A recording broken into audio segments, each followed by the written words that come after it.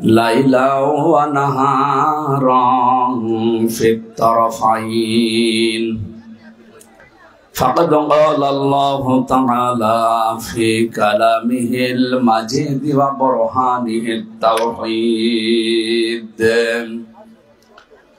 أعوذ بالله من الشيطان الرجيم بسم الله الرحمن الرحيم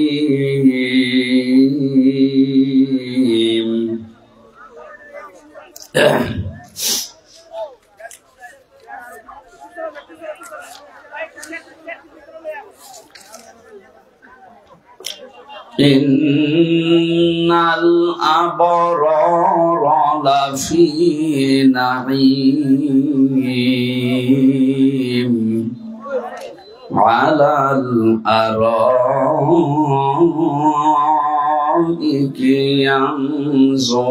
ينظرون تعرف في وجوههم نضرة النعيم يسقون من رحيق مختوم ختامه مسك وفي ذلك فليتنافس المتنافسون صدقت يا ربنا اللهم صل على سيدنا مولانا محمد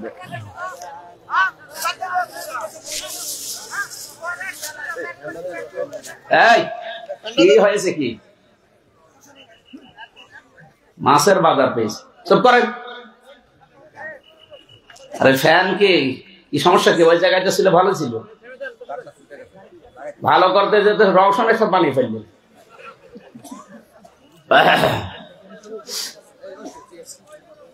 ও পেছনে দেওয়াই ভালো ছিল ছাতা এখানে না ঠিক আছে থাক বাংলাদেশের ঐতিহ্যবাহী জেলা গাজীপুর কাপাসিয়া থানার অন্তর্গত টোক সুলতানপুর দরগাপাড়া শাহী জামে মসজিদের উন্নয়ন কল্পে 2 দিন ব্যাপী মহাবিশ্বের মহাবিশ্বয় আমাদের মালিক আমাদের মনিব মহান রব্বুল ইজ্জাত ওয়াল জালাল তার মুখের পবিত্র বাণী কোরআনে কারীম প্রথম দিবসের সম্মানিত সভাপতি জনাব মাওলানা মামুনুর রশিদ দামাত বারকাতুহুমুল আলিয়া এ মাহফিলে এতক্ষণ পর্যন্ত যারা আলোচনা রেখেছেন মাওলানা মাহফুজুর রহমান মাওলানা নিয়ামতুল্লাহ আনোয়ার হোসেন মাওলানা লুৎফুর রহমান সহ অন্যান্য উলামা ইকরাম বিশেষ করে আমার আগে যে দুইজন কথা বলছিলেন আপনাদের এলাকার কৃতি সন্তান বাংলার বীর মুক্তিযোদ্ধা এটা আসল এটা নকল না কারণ এই 15.5 বছরে বহু নকল আমরা দেখলাম নাকি কালকে ছিলাম আমি কালিয়াকোর অ ক ম মোজাম্মেল ও আ ক ম ওর নাম শুনলে মনে হয় যে অকর্মা মোজাম্মেল মানে কোনো কাজ কাম নেই যে তালিকা দিয়েছিল ওরাটা একটা ভুয়া তালিকা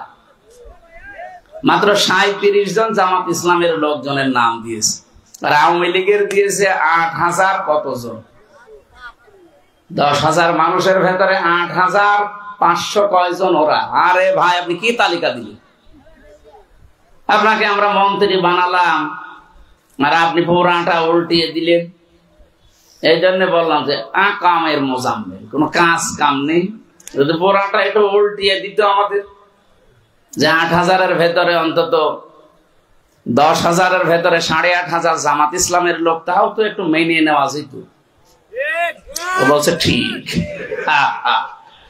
তার মানে এই বিশ্বাসে আমরা এতদিন আছি পড়াটা মিথ্যার উপরে চলছিল দেশটা, বিশেষ করে 15.5 বছর তো পুরা মিথ্যার উপরে চলেছে। আর ওরা ছড়িয়েছে যে আমরা নির্বাচিত ছিলাম, আমাদেরকে উৎখাত করা হয়েছে। এটা ডাহা মিথ্যা কথা। একটা ঘোড়াকেও যদি জিজ্ঞাসা করেন যে 15.5 বছরে কি নির্বাচন হয়েছে, ঘোড়াও তো হাসবে। এবার একটা কথা বললেন, হ্যাঁ,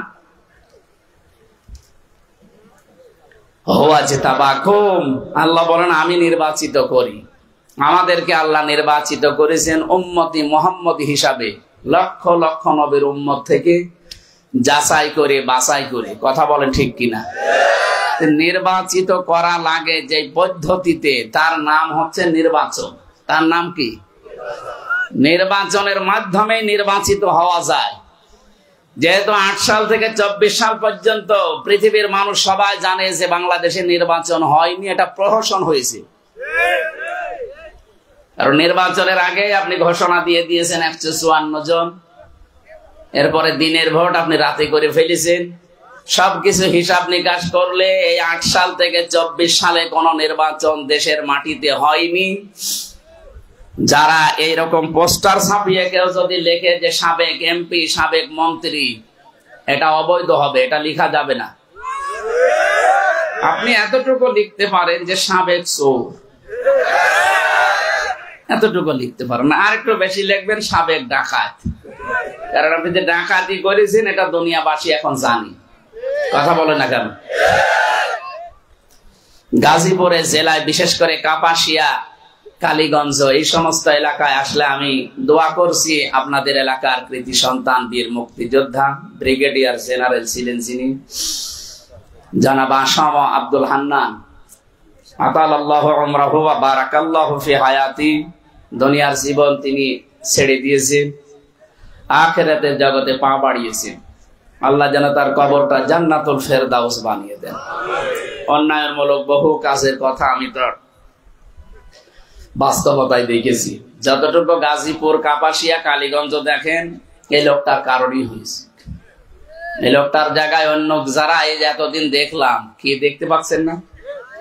বাবা শাহজালাল সব হালাল, এদের বেগম পাড়া, এদের সাহেব পাড়া। আমি এই যে দ্বিতীয় যে স্বাধীনতা আমরা পেলাম, এই আগস্টের 5 তারিখের পরে গিয়েছিলাম মালয়েশিয়া, সিঙ্গাপুর। যে হোটেলে থেকে নামি দেখে 2-3টা শয়তান বের হচ্ছে। কি গো, ও আগেই পালিয়েছে। ওদের বেগম পাড়া শুধু লন্ডনে না, কানাডায় না, এদের সাহেব পাড়াও আছে মালয়েশিয়া। বিশাল বিশাল অট্টালিকা বানিয়েছি। এগুলো আর নিজের স্ত্রীর নামে বানায়নি, নিজের নামে। তো এই জন্য ওই পাড়াটা হয়েছে সাহেব পাড়া। আগামীতে এই পৃথিবীতে কেউ আর বেগম পাড়া, সাহেব পাড়া যেন বানাতে না পারে, সেরকম বাংলাদেশ গঠন করা লাগবে। এইটাই মুক্তিযুদ্ধের চেতনা ছিল। অথচ এই 15.5 বছরে পুরাটা উল্টিয়ে আমাদেরকে শোষণ, নির্যাতন আর স্টিম রোলারের ভেতরে রেখেছিল। আপনি কিছুক্ষণ আগে ওনার মুখে শুনলেন না? বাস্তবতা আসলে কষ্ট দিয়েছে আমাদের। মঞ্চে যারা বসে আছেন, এলাকার সর্বজন শ্রদ্ধাভাজন ব্যক্তিত্ব, অনেকগুলো মানুষকে দেখতে পাচ্ছি। আমি যেহেতু কয়েক বছর এসেছি, এই মানুষগুলোর জন্য দোয়া চাচ্ছি, দোয়া করছি। আল্লাহ যেন ওয়ারফা'না লাকা যিকরাক, এদের মর্যাদা, সম্মান আল্লাহ আরো বাড়িয়ে দেন। সামনে বসা মুসলমান ভাইরা, পর্দার আড়ালের সম্মানিতা মা এবং বোনেরা, প্রশাসনের ভাইরা, প্রাণ প্রিয় গাজীপুরবাসী, বিশাল একটা জগদ্দল পাথর আল্লাহ বুকের উপর থেকে সরিয়ে দিয়েছে। কি টের পাচ্ছেন? এই যখন কথা বলতে পারি, মনে হয় এর আগেও তো এসেছিলেন, কথা বলতেন না? বলতাম, ওটা কথা না। আমরা এখন এই যে কথা বলতে পারি, এই যে বাক শক্তি যারা রুদ্ধ করে রেখেছিল, আল্লাহ এখন আমাদের এই পাথরটা সরিয়ে মন খুলে কথা বলার একটা পরিবেশ দিয়েছি। কিন্তু ষড়যন্ত্র থামেনি। এটা থামার জন্য কিছু কাজ কারবার সামনে আছে। আমরা তেলাওয়াত কিন্তু আয়াত দিয়ে বাস্তবতার সাথে মিলাবো ইনশাআল্লাহ। 1500 বছর আগে নবীজিকে আল্লাহ বলেছিলেন, আওয়াদানা আনকা ওয়িজরাক আল্লাযী আনকাদা যাহরাক। হে নবী, আপনার পিঠকে একটা বোঝা বাঁকা করে রেখেছিল, আমি কি ওই বোঝা সরিয়ে দেইনি? সেটা ছিল আইএমএ জাহিলিয়াতের বোঝা, অন্ধকার, অজ্ঞতা, এগুলো। 1500 বছর পরে আমরা দেখলাম 2024 সালের 5 আগস্টে আল্লাহ পাক এই দেশের মানুষের বুকের উপর থেকে একটা পাথর নামিয়ে দিয়েছেন, ওটা হচ্ছে আও আমি জাহিলিয়াতের পাথর।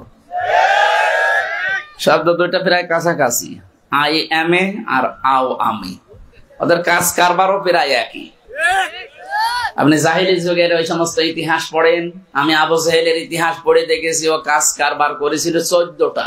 কয়টা? আরে 15.5 বছরে আমি মিলিয়ে দেখেছি যারা পালিয়েছে ওরা 15টা কাজ করেছিল, ওদের চাইতে এক কাঠি বেশি। তো ওরা যদি গালি খায় এখনো পর্যন্ত, আবু জাহেল নামে কেউ দোয়া করে না গালি দেয়? বলেন, 1500 বছর পার হয়ে গেছে, এখনো পর্যন্ত কেউ দোয়া করছে না, গালি দিচ্ছে। 16 সালে একবার হজে গিয়েছিলাম, যে 7 চক্কর দিলাম কাবা শরীফ, উপরে গেলাম, দেখি পেটে ব্যথা করছে। এক পুলিশকে ডাকলাম, ইয়া আখি তার এদিকে আসেন নাকি। উনি আমারে জিজ্ঞাসা করছে, হাজি আমারে ডাকলেন কি, কোনো অসুবিধা? ওর ভাষা দিয়ে আমারে বলে। বললাম আমার অসুবিধা, আমার পেটে ব্যথা করছে, এতক্ষণ তো ভালোই ছিলাম, এখানে কোনো ফার্মেসি আছে, ঔষধ নেওয়া লাগবে। আমারে বলছে, ইয়া হাজি হল হজ্জা তাই না বিলা দোকা। হাজি দেশ কোথায়? যে তুমি বাংলাদেশ, বাংলাদেশ থেকে এসেছি। আমারে বলছে, হাজি আপনি জানেন না এটা কোন জায়গা? না তো। আবু জাহেলের বাড়ি। আপনি এখনো পায়খানা না করে দাঁড়িয়ে আছেন, তাড়াতাড়ি করে পায়খানা করে দেখি আমার পেটের ব্যথা ভালো হয়ে গেছে। মানে আল্লাহ যেন আমাকে হাতে ধরে দেখাতে চাচ্ছে, হামজা এত কষ্ট করে আসলে 6500 কিলোমিটার দূর, আরে শয়তানের বাড়ি পায়খানা না করে চলে যাবা, তাড়াতাড়ি করে। ওর বাড়ি পর্যন্ত আল্লাহ অভিশপ্ত করে দিয়েছে, জাতীয় না ইন্টারন্যাশনাল টয়লেট এখন ওইটা। শুধু বাংলাদেশের মানুষ, 257টা রাষ্ট্র দুনিয়ায় কম বেশি যেখান থেকে মানুষ আছে হজ করার জন্য, তারা এই কাজ করে যায়। কথা বলেন না কেন? কেন এই কাজ করেছেন আল্লাহ? সূরা নমল 19 নাম্বার পারা 20 নাম্বার পৃষ্ঠা 7 নাম্বার লাইনের 52 নাম্বার আয়াতে আছে। আল্লাহ মনে আছে একেবারে খাপের খাপ মিলিয়ে দিয়েছেন। ফাতিলকা বুয়ুতুহুম খাবিয়াতাম বিমা যালামু। এখানে যারা আলেম আছে তারা বুঝবেন, বাইতুন আল্লাহ দেয়নি, বুয়ুত বহু বচন দিয়েছেন, এরপর আবার হোম আছে। শব্দ শুরুই করেছেন আল্লাহ ফা দিয়ে। আল্লাহ যেন আঙ্গুলের ইশারা দিয়ে এভাবে দেখাচ্ছেন, এই সেই ঘরগুলো, এই সেই ঘরগুলো, হে নবী আপনি দেখেন, এই সেই ঘরগুলো। খাবিয়াতান, আমি জনশূন্য করে দিয়েছি, পরিত্যক্ত বানিয়ে দিয়েছি, বিমা যালামু, এদের জুলুমের কারণে। চিন্তা করলাম আল্লাহর নবীকে, এটা কিন্তু হাজার হাজার বছর আগের ঘটনা, লূত নবী আলাইহিস সালামের জামানার। সেইটা নবীকে আল্লাহ কেন শোনালেন? এখন আমি টের পাচ্ছি কেন শুনিয়েছে।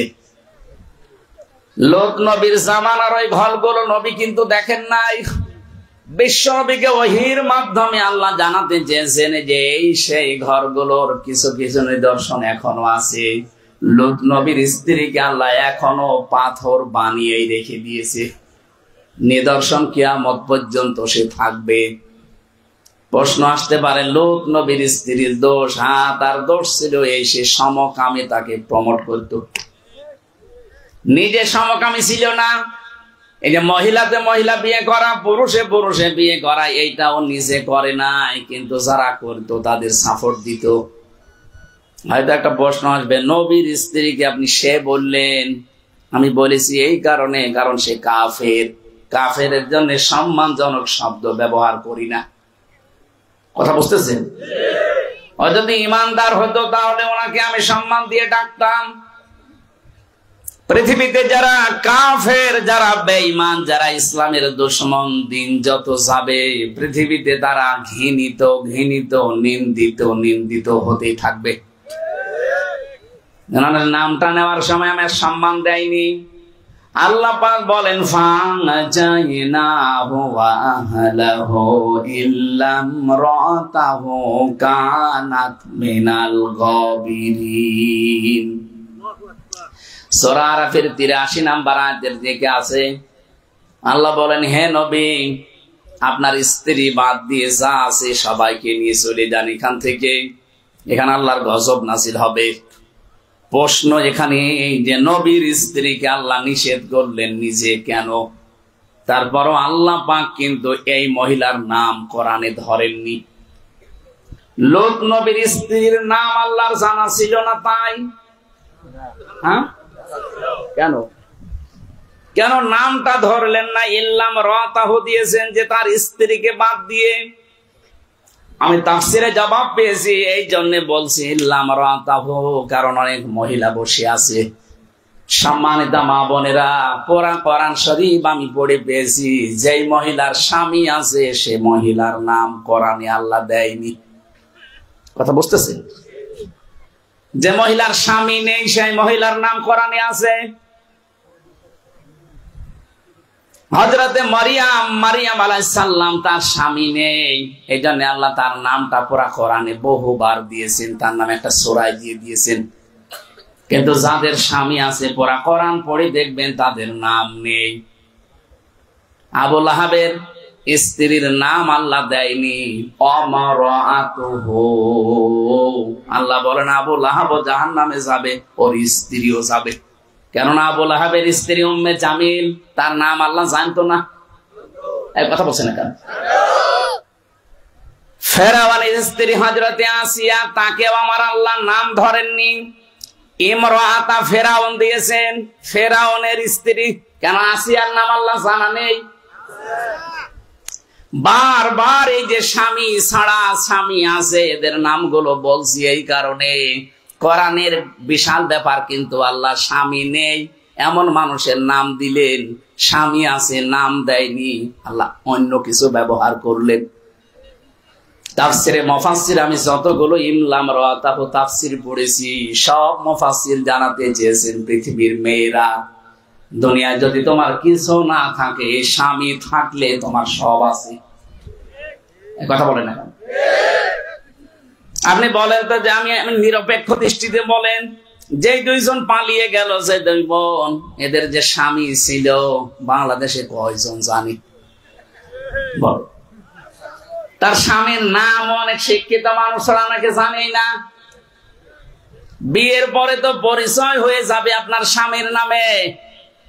ম্যাডামের নামের দিকে তাকান, ম্যাডাম, বেগম, খালেদা, এরপরে জিয়া লাগান। কথা বলছেন না? যদি আমি লাগাতে বলছি তা না, তার যে স্বামী আছে জিয়া, এটা তামাম দুনিয়া জানে। অথচ আমি নাম নিলাম না ওনার নামের পরে, কোনদিন আপনি শুনেছেন ওনার স্বামীর নামটা কেউ বলে? আপনি স্বামীকে গুরুত্ব দেননি, বলবে কি করে? এখানে আমাদের শিক্ষা নেওয়া লাগবে। মেয়েরা যারা এসেছেন, প্রশ্ন আসতে পারে, হুজুর আপনি বারবার বলেন আমার স্বামী কিন্তু আসলে খারাপ, আমিও জানি। আপনার স্বামী যত খারাপ হোক, ফেরাউনের মতো খারাপ না। এই কিচ্ছু করে দেব না, বলুন। আপনার স্বামী খারাপ আমিও জানি, ওই একটু ডাইল মাইল খাই, একটু লাল পানি খাই, কিন্তু ফেরাউনের মতো খারাপ। আপনি জানেন ওর স্বামী কি ছিল? ফেরাউনের স্বামী, ফেরাউন যে কি স্বামী ছিল আপনি পড়লে শরীর শিহরে উঠবে। কোরআনে কারিমে আল্লাহ বর্ণনা পর্যন্ত দিতে গিয়ে আল্লাহ রাব্বুল আলামিন নিজে বলেন, ইয ক্বালাতে রাব্বি বিনিলি ইনদাকা বাইতান ফিল জান্নাহ ওয়া নাজ্জিনি মিন ফিরআউনা ওয়া আমালিহি ওয়া নাজ্জিনি মিনাল কওমিজ যালিমিন। সূরা তাহরিমের 12-13 নম্বর আয়াতে আছে, একটু খেয়াল করে শোনেন।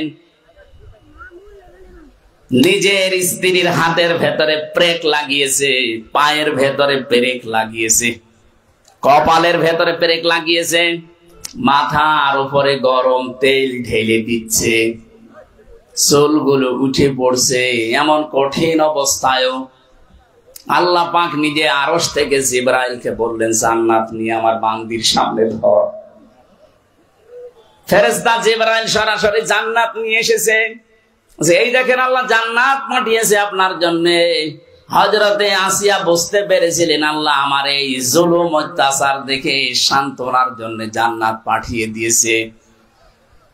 ডাক দিয়ে বলেছিলেন ফেরেশতা জিবরাইল, আল্লাহকে বলেন জান্নাত না, উনি যেখানে থাকে তার সামনে যেন আমার জন্য একটা ঘর বানিয়ে দেয়, যেখানে বসে বসে সব সময় আমার আল্লাহকে দেখা যায়। উনি ঘর চেয়ে নিয়েছিলেন জান্নাতে। আর আমাদের নবীর বড় স্ত্রী হযরতে খাদিজাতুল কুবরা রাদিয়াল্লাহু তাআলা আনহা, আল্লাহ পাক খুশি হয়ে নিজে তার ঈমানের উপরে, তার স্বামী ভক্তির উপরে খুশি হয়ে নিজে জান্নাতে একটা ঘর বানিয়ে সুসংবাদ দিয়েছেন। এখানে পৃথিবীর একটাই মহিলার জন্য আল্লাহ নিজে ঘর বানিয়েছেন, আর একজন মহিলা নিজে ঘর চেয়ে নিয়েছেন। হযরতে আসিয়া ঈমানের পরীক্ষা দিয়ে তিনি ঘর বানাতে বলেছিলেন, আর আল্লাহ হযরতে খাদিজাতুল কুবরার উপরে খুশি হয়ে ঘর বানিয়ে সুসংবাদ পাঠিয়েছেন। দুইটাই পেয়েছি স্বামীর জন্য, একজন স্বামী ভক্তি করার কারণে, আর একটা স্বামীর জন্য বরদোয়া না করার কারণে। ওই সময় যদি উনি মাজলুম অবস্থায়, যেহেতু মাজলুমের দোয়া আল্লাহ ফেরত দেয় না, ওই সময় যদি কিছু বলতেন সঙ্গে সঙ্গে কবুল হয়ে যেত। সরাসরি আল্লাহ যেহেতু ফেরেশতা পাঠিয়েছে জান্নাত দিয়ে। হযরতে আসিয়া ওই সময় বলেছিলেন, মাবুদ আমার এই অবস্থা দেখে তুমি যেন রাগ করো না, তুমি আমার স্বামীর অত্যাচার থেকে আমাকে বাঁচাও। দেখেন একালিপ করে টান আছে যারা কোরআন পড়তে পারে। ওয়ানাজ্জিনি মিন ফিরাউনা ওয়া আমালিহি ওয়ানাজ্জিনি, এখানে আর একালিপ টান আছে। কোরআনের প্রতিটি শব্দ শিক্ষামূলক। মেয়েরা যারা এসেছেন বাড়ি যে সূরা তাহরিমের 12 নম্বর আয়াত মিলাবেন। খালি নামাজ পড়ে রোজা রেখে, খালি হজ করে দান সাদকা করে কালো বোরকা পরে যদি মনে করেন আমি জান্নাতে চলে যাব না, ফরজ যে কাজ তার ভেতরে অন্যতম কাজ কিন্তু আপনার স্বামী। হযরতে খাদিজাতুল কুবরাকে আল্লাহ নিজে জান্নাতে বিল্ডিং বানিয়ে সুসংবাদ দিয়েছেন। তিনি কিন্তু জীবনে নামাজ পড়েননি, রোজাও রাখেননি, হজও করেননি। এ কথা বলছেন না কেন? কারণ তার ইন্তেকালের পরে এই বিধানগুলো আল্লাহ সব নাযিল করেছেন। যে মহিলা জীবনে এক ওয়াক্ত নামাজ পড়লো না, রোজা রাখে নাই, হজও করে নাই, তাকে আল্লাহ নিজে জান্নাতে ঘর বানিয়ে সুসংবাদ পাঠাচ্ছে জিবরাইলকে দিয়ে। আপনাকে যাই তাই মনে করেন। একটাই কারণ ছিল তার জীবনে মুসলমান হওয়ার পর থেকে সবকিছু তিনি স্বামীর জন্য উজাড় করে দিয়েছিলেন। তার পুরা জীবনের ভেতরে একটা পয়েন্ট গুরুত্বপূর্ণ আমি পেয়েছি, ওয়াতুইনু আলা দীনি যাওজাতিহা।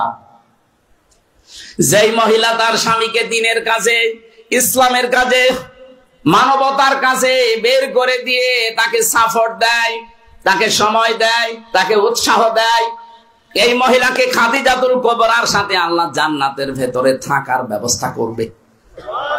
এটা হাজার হাজার লক্ষ লক্ষ মহিলা বাংলাদেশে এই হাদিসের 3 নাম্বার পয়েন্টটা ওরা মানে না।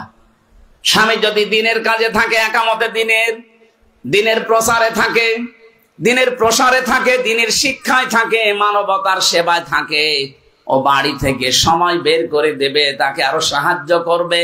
খাদিজাতুল কুবরা নিজের সব সম্পদ নবীর পায়ে ঢেলে দিয়েছিলেন। আর আপনি একটা কানের তা বিক্রি করে দেবেন, সেই ঈমানও আপনার নেই। কথা বলছেন কি বলছি? আজকে থেকে খাদিজার মতো শিক্ষা নেওয়া লাগবে। আপনার স্বামী যদি সত্যি মানবতার কাজ করে, ও যদি একামতে দ্বীন প্রতিষ্ঠার কাজ করে বেড়ায়, ও যদি দ্বীনের প্রচারে থাকে, দ্বীনের শিক্ষায় থাকে, অবশ্যই নেককার স্ত্রী হলে আপনি তাকে সাহায্য করবেন যতটুকু আপনার আছে তাই দিয়ে। কিছু না পারলেও কথা দিয়ে তাকে সময় বের করে দেবেন, সাপোর্ট দেবেন পেছন দিক থেকে, যে না ঠিক আছে তুমি কিয়ামতে আপনি খাদিজার সাথে থাকতে পারবেন। কিন্তু আমরা দেখতে পাচ্ছি না, এটা এই কারণে বললাম। আজ হাজারো মহিলা আরো নিষেধ করে, আরো ভয় দেখায়, পেছন টান দেয় যে তোমার এত দরকার কি। এই কথা বলছেন, এই জন্য তো আমরা সাহস হারিয়ে ফেলি। আপনি যদি খাদিজার মতো পেছনে আমার সাপোর্ট দিতেন, আমার মনে হয় দেশটা আরো উপরে চলে যেত। আসিয়া ডাক দিয়েছে, খাদিজা ডাক দিয়েছে, রব্বুল আলামিন তুমি আমাকে বাঁচাও আমার স্বামীর অত্যাচার থেকে, আর স্বামী যাদেরকে দিয়ে আমারে বেঁধে রেখেছে, পেরেক লাগিয়েছে, এই জালেমদের হাত থেকে তুমি আমাকে বাঁচাও, কিন্তু তুমি আমার স্বামীর উপরে জুলুম করো না। আপনি টের পাচ্ছেন কি বলছি? এত বড় কঠিন বিপদে থাকার পরও তিনি স্বামীর উপরে বরদোয়া দেননি, কারণ ওই সময় বরদোয়া দিলেই কবুল হয়ে যেত। বলেছেন তুমি আমার স্বামীর উপরে রাগ করো না, আমার স্বামীর উপরে গজব দিও না। আর আপনি একটা সাবান কম হলে বরদোয়া দেন, উল্টা পাল্টা কথা বলেন না, শুকরিয়া করেন। আপনি মানুষ, কথা বললেই তো বলেন হ্যাঁ হুজুর আমার বিরুদ্ধে বলে। আরে ভাই আপনাকে আমি বাঁচাতে চাই, আমি দেখতে পাচ্ছি আপনি জাহান্নামে যাচ্ছেন। নবীজি নিজে জাহান্নামে দেখে এসেছেন মহিলার সংখ্যা বেশি কুফরি করার কারণে। সাহাবীরা প্রশ্ন করলেন ওকে আল্লাহর সাথে কুফরি বলে না, ও স্বামীর সাথে কুফরি করে, এত কষ্ট করে বেচারা আপনার জন্য, আর একটু কিছু কম হয়ে গেলে আপনার মন পাওয়া যায় না। এরকম বহু দেশে নেই? কথা বলে না কেন? যার স্বামীর যে ইনকাম বৈধ যতটুকু, ওইটার উপরে আপনার চাহিদাকে নিয়ন্ত্রণ করে রাখা লাগবে, তারপরে জান্নাত। আপনার স্বামীর ইনকাম প্রতি মাসে 20,000 আর আপনার চাহিদা প্রতি মাসে 40,000, ও তখন করবে কি? বাধ্য হয়ে ঘুষ খায়। তাই বলে আমি পুলিশকে বলছি না, না অনেকে মনে করছে পুলিশ আছে ওখানে পুলিশের বউ মনে হয়, আরে সব পুলিশের বউ না, অনেক পুলিশ আছে। তাই এই যে হারুনের বউ যেরকম, আল্লাহর কি রিসোর্ট বানিয়েছে, আমি কালকে ছিলাম, হাই রে আল্লাহ। অনেক মহিলা যদি সত্যি আল্লাহর জন্য চেষ্টা করে, স্বামীদেরকে অবৈধ ইনকাম থেকে বাঁচাতে পারবে, কারণ মেয়েদেরকে আল্লাহ ওই শক্তি দিয়েছে। একজন আলেমের মুখে শুনছিলাম তার মামা জীবনে কোনো কাজ কারবার করে না, হঠাৎ দেখছে পানি তুলতেছে, বিভিন্ন গাছ গাছালিতে দিচ্ছে, ডাক দিয়ে বলছে মামা আমি তো আকাশ ভেঙে পড়ছে মাথায়, কেন তোমাকে তো কাজ কারবার দেখি না, হঠাৎ আজকে কাজে লেগে গেলে? মামা বলছে বাবাজি আমি বিয়ের 2 বছর পর্যন্ত কোনো কাজ করি না, খালি জুয়া খেলতাম। হঠাৎ একদিন খালি পকেটে বাজারে গেলাম, জুয়া খেলি 10,000 টাকা আমি জিতলাম। জুয়া খেলার টাকা তো অন্তত জায়েজ আছে, এই টাকা নিয়ে 4 ব্যাগ বাজার করে বাড়িতে ঢুকলাম।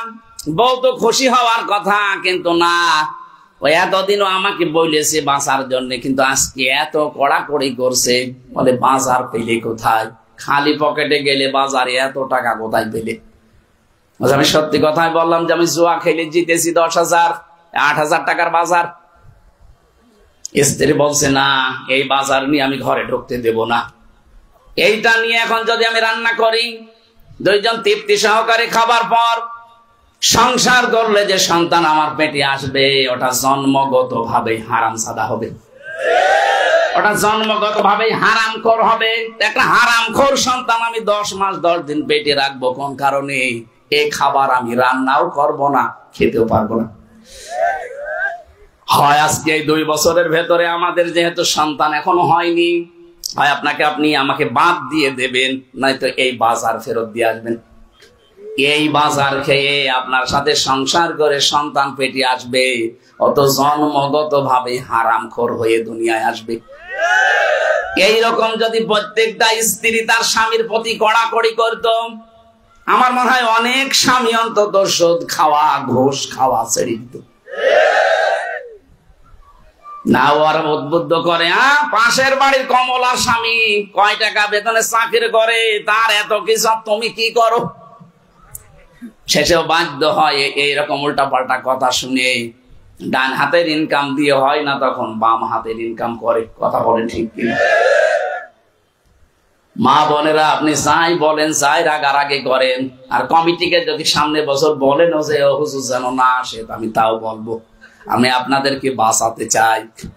ওই মহিলা যেমন বলেছিল স্বামী আপনি আমারে বাদ দিয়ে দেন, কিন্তু আমরা হারামখোর সন্তান আমি পেটে রাখবো না, আমি এত কষ্ট করব 10 মাস 10 দিন, ডেলিভারির কষ্ট সহ্য করার সময় আপনি জানেন কি কষ্ট হয়?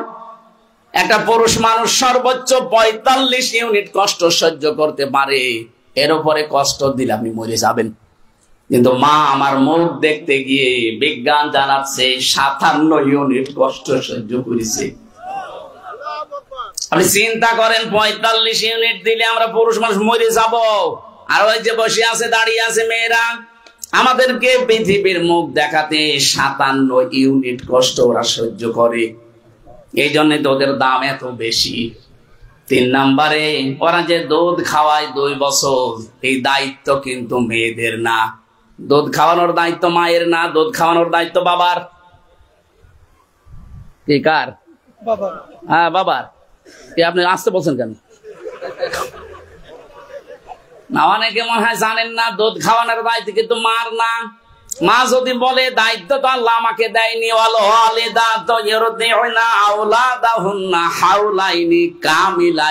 লিমান আরাদা আইয়ুতিম্মার রাদা। শব্দটা মুযাক্কার, পুরুষের শব্দ, মুআন্নাস আল্লাহ দেয়নি। এটা সূরা বাকারা 232 নম্বর আয়াত। এই পৃথিবীতে দুধ খাওয়ানোর যে দায়িত্ব 2 বছর, হাওলাইনি কামিলাইনি, এটা দায়িত্ব আল্লাহ দেওয়ার সময় দিয়েছেন পুরুষের নাম। বাবার দায়িত্ব কার বলেন? বাবা দুধ খাওয়াবে কি করে? কোন মেশিন পত্র আছে আমাদের? খাওয়াবে কি দিয়ে? আল্লাহ যেহেতু যা পত্র দিয়েছে সব মাকে। এখন মা যদি বলে যে না এ দুধ আমি তাও খাওয়াবো না, স্বামী তোমার ছেলে তুমি খাওয়াও, তোমার মেয়ে তুমি খাওয়াও, খাওয়াতে পারি। এক একটা সন্তান দুধ খাওয়াতে 2 বছরে 5 লাখ টাকা দেওয়া লাগবে, আপনাকে তাই দেওয়া লাগবে? মাইকে বলা ঠিক হইলো? সাদা শব্দ শুনি ফেলল। আর এটা তো লাইভ দিয়েছেন, আমার ম্যাডাম যদি শোনে বলবে তোমার বাচ্চা তুমি নাও, নাই 5 লাখ টাকা দাও। আমার তো ধরা খেয়েছে। সম্মানিত মা বোনেরা, দায়িত্ব আপনার না, কিন্তু এই যে দুধ খাওয়ানোর জন্য যে ফজিলতটা, ওইটা তো আমাদের জিনিসও নেই, ফজিলত নেই। সন্তান দুনিয়ায় আসার পরে একটা মা যদি 1 ঢোক দুধ খাওয়ায়, প্রথম যে ঢোকটা, নবীজি বলেন একটা মরা মানুষ চিন্তা করে দিলে যে সওয়াব পাওয়া যায়, মায়ের আমল নামায় আল্লাহ ওই সওয়াব লিখে দেয়।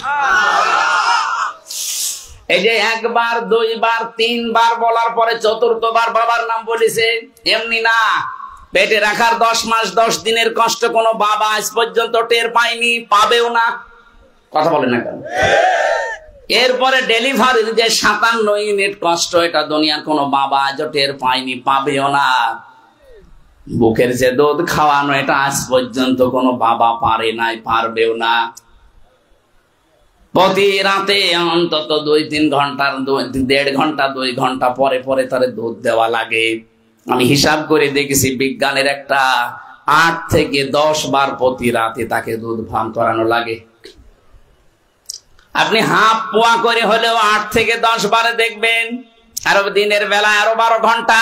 সব মিলে বিজ্ঞান জানায় একটা সন্তানকে মা প্রতিদিন কমপক্ষে 2 কেজির উপরে দুধ দেয়। 2 বছরে আপনি হিসাব করে দেখেন 36 মণ। এতগুলো দুধ আল্লাহ পাক আমাকে খাওয়িয়েছে। সম্মানিত মা বোনেরা, আরো শক্ত হবেন আশা করছি। আপনার স্বামীর হারাম ইনকাম আপনি বন্ধ করতে পারেন। কি কথা বলেন না কেন? একটু কড়াকড়ি করে বলবেন, যদি এগুলো না ছাড়ো তাহলে তোমার বিছানা আজকে থেকে আলাদা। একটু আলাদা করে দিন, ও শয়তান ঠিক টাইট হয়ে যাবে। আমি যে কথা বলতেছিলাম, পৃথিবীতে স্বামীর মর্যাদা এত বেশি, আল্লাহ এত বেশি দিয়েছেন। মা বোনেরা, কড়াকড়ি যেখানে করা দরকার ওই জায়গায় করে না। স্বামীকে দিনের পথে, একামতে দিনের জন্য, ইসলামের জন্য, মানবতার জন্য ছাড় দেওয়ার মন মানসিকতা নেই। ছাড় দেয় এমন এমন জায়গায় যেখানে ছাড় দেওয়াই জায়েজ নেই। কথা বুঝতেছেন? আমি ইঙ্গিত দিলাম। ইল্লাম রাতাহুর ব্যাখ্যায় তাফসিরে ফি জিলালিল কোরআন লিখেছে, পৃথিবীতে একটা মহিলার স্বামী শুধু ছিল না, এজন্য তার নাম আল্লাহ কোরআনে দিয়েছেন মারিয়াম। তার স্বামী ছিল? বলেন। যাদের স্বামী ছিল তাদের নাম আল্লাহ কোরআনে দেয়নি, ইনডাইরেক্ট দিয়েছে। ফেরাউনের স্ত্রী, আবু লাহাবের স্ত্রী, লূত নবীর স্ত্রী, নামটা আল্লাহ জানে তারপরেও দেয়নি। প্রায় 5টা শিক্ষা আমি পেয়েছি। 1 নম্বরে, পৃথিবীতে সবচাইতে দামি সম্পদের নাম মেয়েদের কাছে তার স্বামী।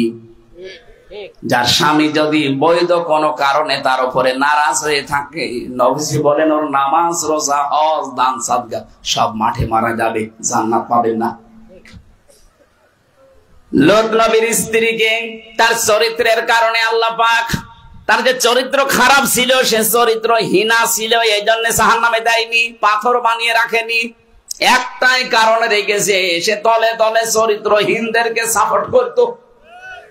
আজও বাংলাদেশে যারা সমকামিতা, এই আল্লাহর নিষিদ্ধ কাজকে সাপোর্ট করেন, এরকম 500-র উপরে আল্লাহর নিষিদ্ধ কাজ আছে। কত বলেন বলেন? এই যে সুদ, ঘুষ, জেনা, ব্যভিচার করা, অশ্লীলতা প্রকাশ করা, এগুলো সব আল্লাহর নিষিদ্ধ কাজ। এগুলো যারা নিজেরা করেন না কিন্তু সাপোর্ট করেন, যারা করে তাদের পেছনে থাকেন। সূরা হুদের 98 নম্বর আয়াতটা সবাইকে পড়ার জন্য উদ্বুদ্ধ করছি। যেই দলে আছেন, যেই নেতার পেছনে আছেন, ওই নেতা যদি কিয়ামতে জাহান্নামে যায়, আপনাকেও জাহান্নামে যাওয়া লাগবে। আমি এটা বানালাম না। ইয়াকদুমু কওমাহু ইয়াওমাল কিয়ামাতি ফাআওরাদাহুমুন নার। কিয়ামতের ময়দানে আপনি জাহান্নামে যাবেন যদি আপনার নেতা জাহান্নামে যায়। আপনি নিজের বিবেক দিয়ে বলেন তো, যার পেছনে আজ আছেন, যাকে নেতা মনে করে চলেন, তার যে চরিত্র আপনি তো হালকা পাতলা কিছু জানেন। কথা বলছেন এখন?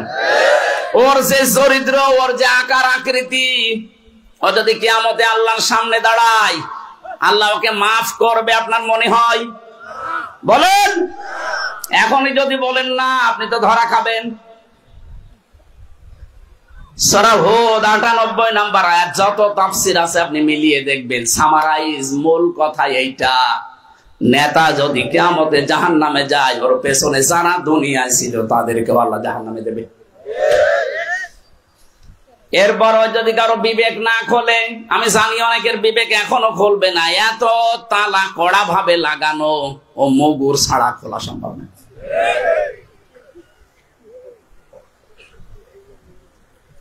লূত নবীর স্ত্রী একটা হারাম কাজে খালি সাহায্য করতো, উৎসাহ দিত, নিজে করতো না, খালি সাহস দিত, সাপোর্ট করতো, সমর্থন দিত। এই কারণে যদিও জাহান্নামে যায়, আল্লাহ পাথর বানিয়ে, আজও জর্ডানে যান দেখবেন পাথরের মতো ডেড সি বানিয়ে দিয়েছে ওই এলাকাকে, মৃত সাগর, কোনো কিচ্ছু হয় না ওখানে, মাছও হয় না। ও মা বোনেরা, আমি আশা করছি আপনি স্বামীর গুরুত্ব এখান থেকে আজ করতে পেরেছেন। এখন থেকে সাবধানে থাকবেন। আল্লাহ আমাদেরকে হেফাজত করুন, বলেন আমিন। যে কথাটা বলতে বলতে পর্যন্ত এসেছিলাম, বিশাল একটা জগদ্দল পাথর আল্লাহ শুধু সরিয়েই দেয়নি, আল্লাহ রাব্বুল আলামিন বিশাল পাথর সরিয়ে আমাদেরকে মনে হচ্ছে একটা স্বস্তির নিঃশ্বাস ফেলার জায়গা দিয়েছেন।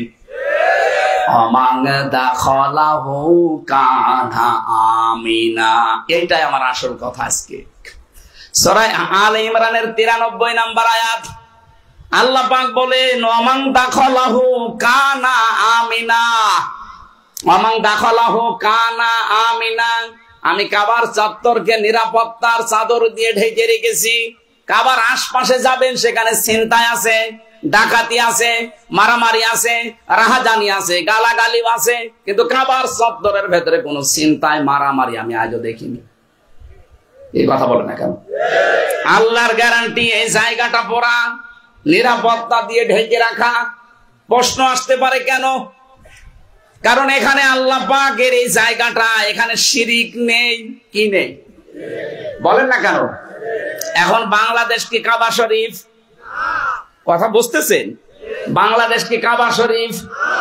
এই জায়গাটাকে যদি নিরাপত্তার চাদর দিয়ে আমরা আজ ঢেকে রাখতে চাই, যেভাবে জুলুম, নির্যাতন, অত্যাচার করার জন্য অনেকে ওত পেতে আছে এখনো, আমরা তো এখনো শান্তি, স্বস্তি, নিরাপত্তায় না। কিছু লাগবে না ভাই, রেখে দিন। আপনি উঠতে গেলেন কেন?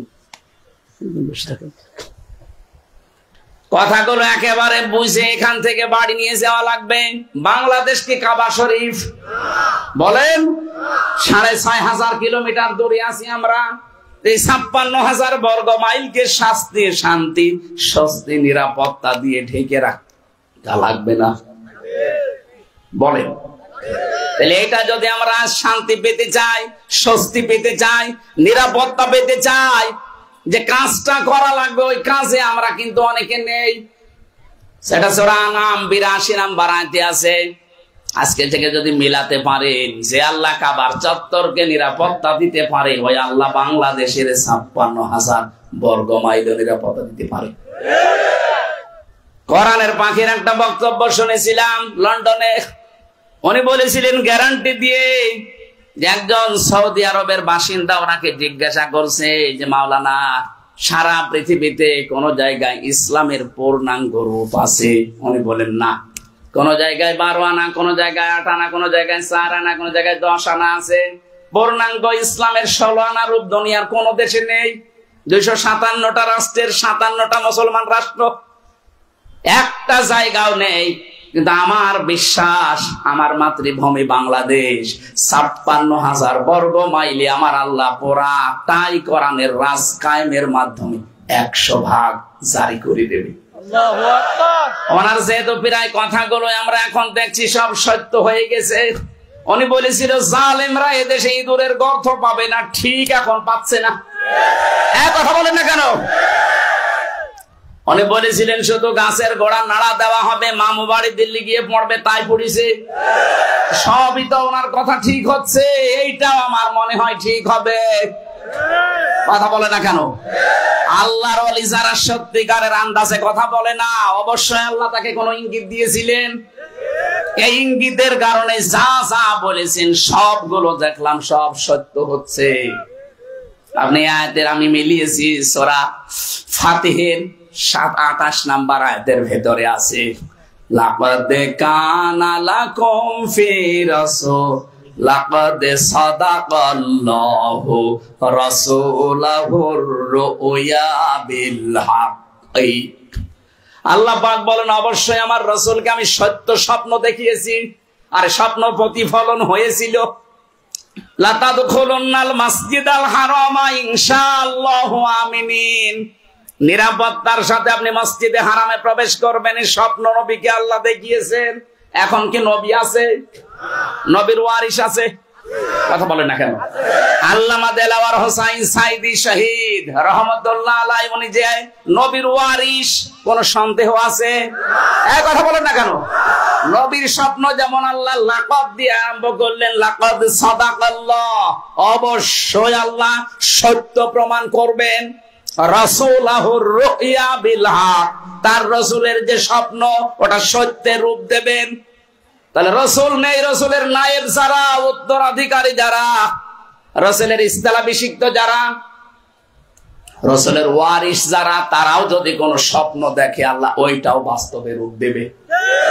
যেহেতু যা যা স্বপ্ন দেখেছিলেন তাই তাই হয়ে গেছে। একটা বাকি আছে যে বাংলাদেশে পূর্ণাঙ্গ ইসলাম কায়েম হবে, সেই সামনে সম্ভাবনা চলে এসেছে। কথা বলে না কেন? আগস্টের 5 তারিখের আগের জরিপ দেখেন ইন্টারনেট থেকে, মাত্র 100 জনের 15 জন মানুষ এই দেশে চাইতো যে কোরআনের রাজ কায়েম হোক। 100 জনের মাত্র 15 জন। এই 3 মাস 7 দিন পরের রিপোর্ট আজকে একটা দেখেন, এই দেশের মানুষ এখন 100 জনের 58 জন মানুষ চাচ্ছে বাংলাদেশে কোরআন কায়েম হোক। 3 মাসের ব্যবধানে যদি এত বেড়ে যায়, আর কয়দিন যেতে দেন, এদেশের 100 জনের 100 জন মানুষই চাইবে কোরআনের রাজ বাংলাদেশে কায়েম হোক। আমরা চাই না। এই কারা চান দেখি? লিল্লাহি তাকবীর।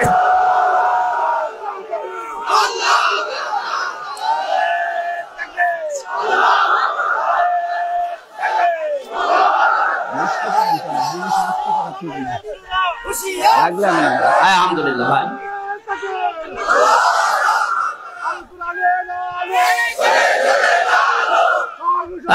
আলহামদুলিল্লাহ। বসেন।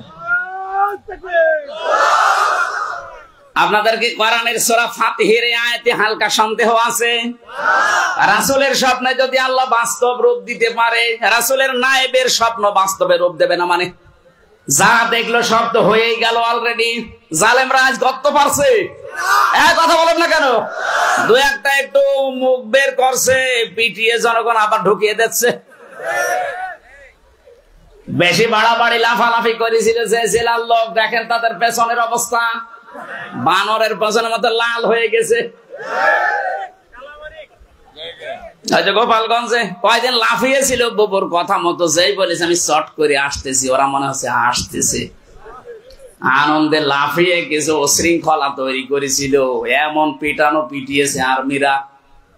ওই কয়েকদিন শুনলাম গোপালগঞ্জ থেকে ঢাকায় যদি কেউ বসে আসে 300 টাকা, দাঁড়িয়ে আসলে 1000 টাকা। ভণ্ডামি করার জায়গা পাও না, এই উস্কানিতে যদি কেউ পা দেন সামনে খবর আছে।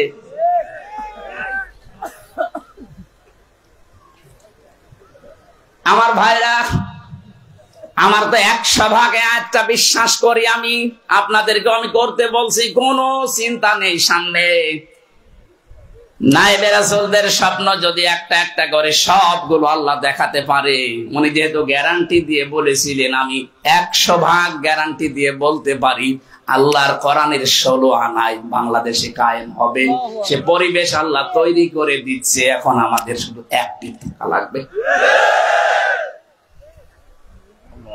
আপনি যদি বলেন এইটুকু করে আমি আর কি, আরে ভাই ইব্রাহিম আলাইহিস সালাম আগুনে যখন পড়েছিলেন, ব্যাঙ শুধু প্রসাব করেছিল, ওর প্রসাবে কিছুই হয়নি, তারপরও আল্লাহ প্রসাবটাও কবুল করে নিয়েছে, ওর প্রসাবও পাক মানিয়ে দিয়েছে। কাংলা শুধু ফৎকার দিয়েছিল, যদি ওর ফৎকারে কিছু হইতো না।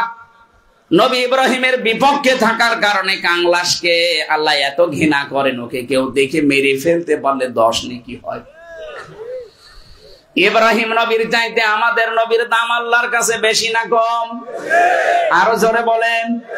বেশি মানে ইব্রাহিমকে আমার আল্লাহ খলিল বলে ডাক দিয়েছেন। খলিল মানে আমাদের নবীকে আল্লাহ ডাক দিয়েছেন হাবিব বলে। হাবিব মানে খলিল বন্ধু, হাবিব বন্ধু, পার্থক্য আকাশ আর পাতাল। খলিল বলা হয় আরবিতে ওই বন্ধুকে যেই বন্ধু আল্লাহর জন্য সব করতে পারে। এই জন্য ইব্রাহিম নবীর পুরা জীবনে 50টা পরীক্ষা আমি পেয়েছি। তিনি আল্লাহর জন্য 50টা পরীক্ষা দিয়েছিলেন, প্রতিটা পরীক্ষায় তিনি পাশ করেছেন। আর হাবিব বলা হয় ওই বন্ধুকে যেই বন্ধুর খুশির জন্য আমার আল্লাহ নিজে সব করতে পারেন। তাহলে ইব্রাহিম নবীর চাইতে আমাদের নবীর দাম বেশি না কম? আরো জোরে বলেন। ইব্রাহিমের বিপক্ষে থাকলে যদি তারে মেরে ফেললে 10 নেকি হয়। এই জামানায় যারা মুহাম্মদুর রাসূলুল্লাহর আদর্শের বিরুদ্ধে আছে, ওরেও মেরে ফেললে কয়েকটা নেকি হবে। এই 15.5 বছরে সবচাইতে বেশি বিরুদ্ধে ছিল যারা, আমি নাম নিলাম না, আলেমদের যারা তেতুল হুজুর বলেছে। এই কথা বলে না কেন? মাদ্রাসা গুলোকে যারা বিষ বৃক্ষ বলেছে, বাকি গুলো নাই বললাম। ওয়ালা তালমিজু আনফুসাকুম ওয়ালা তানাবাসু বিল আলকাব। আল্লাহ বলেন নাম পাল্টাবা না, একজনের নাম যা আছে তাই থাকতে দাও। অথচ এই 15.5 বছরে দেখলাম নাম পরিবর্তনের হিড়িক চলছে। জিয়া আন্তর্জাতিক বিমানবন্দর নাম পাল্টিয়ে এমন একজনের নাম দিয়েছে যেন কাটা না যায়।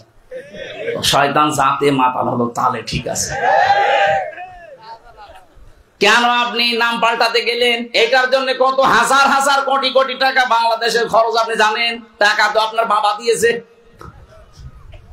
এমন কোন জায়গা আপনি দেখাতে পারবেন যেখানে নাম পাল্টায়নি? টয়লেটের নাম পর্যন্ত পাল্টিয়ে দিয়েছে, বঙ্গবন্ধু টয়লেট। আরে ভাই, ওখানে কি মানুষ জিকির করবে বসে বসে? এতদিন তো শুনতাম ওখানে গেলে মানুষ দোয়া পড়ে, আল্লাহুম্মা ইন্নী আউযু বিকা মিনাল খুবুসি ওয়াল খাবাইস। কিন্তু এমন এমন টয়লেটের আমি নাম দেখেছি বঙ্গবন্ধু টয়লেট, কি দোয়া পড়বে? আল্লাহুম্মা ইন্নী আউযু বিকা মিনাল। এই কথা বলছেন, মানে কি বলবো আর। বিসাল ইসমুল ফুসুক বাদাল ঈমান আমাল্লাম ইয়াতুব ফাউলাইকা হুমুজ জালিমুন। যারা নাম পরিবর্তন করার হিড়িক তৈরি করেছিলেন, আপনাদের এই অব্যাহত ধারা যদি থাকে, দেখেন আর কয়েক বছরের ভেতরে আপনার নাম এই দেশে আর কেউ নেবে না, কারণ আপনি নিজে এটা বানিয়ে গেছেন। পৃথিবীর ইতিহাসে এটাই বলে, যারা দুনিয়াতে গণহত্যার সাথে জড়িত তাদের নাম আছে, কিন্তু নামটা ঘৃণিত। হিটলার, কি কথা বলছেন না কেন? চেঙ্গিস খান, কথা বলুন। আপনিও যেহেতু গণহত্যার সাথে জড়িত, এটা প্রমাণ। আপনি ইন্টারনেট এখনই চাপ দেন, 6 জনের নাম আসবে। 6 জনের নামে হিটলারের নাম পাবেন, চেঙ্গিস খানের নাম পাবেন। আর এখন যে ভারতে নাম নিলাম না, ওর নাম আসবে। আর যিনি পালিয়েছে আল্লাহর ওলির নাম আসবে। আর বাকি 2 জনের নাম আমি বলতে পারলাম না, পরে কানে কানে বলবো। এই মানুষগুলোর নাম তো এমনি এমনি আসতেছে না, এরা গণহত্যার সাথে শক্তি জড়িত। পৃথিবীর ইতিহাসে এইটাই বলে, দুনিয়া থেকে একবার যদি কেউ পালিয়ে যায়, ও কখনো আর ফিরে আসে না। 805 বছর আগে লক্ষণ সেন চলে গেছে, আজও ফিরে। তা আপনি কোন আশায় বুক বেঁধে আছেন যে আপা আসবে? ও যদি 500, 8000, 805 বছর হয়ে গেল এখনো না আসে, কেবল 3 মাস কয়দিন আসবে কি করে? এই জন্য আশা ছেড়ে দিন। কথা বলেন না কেন? এই আশা বাদ দেওয়া দরকার।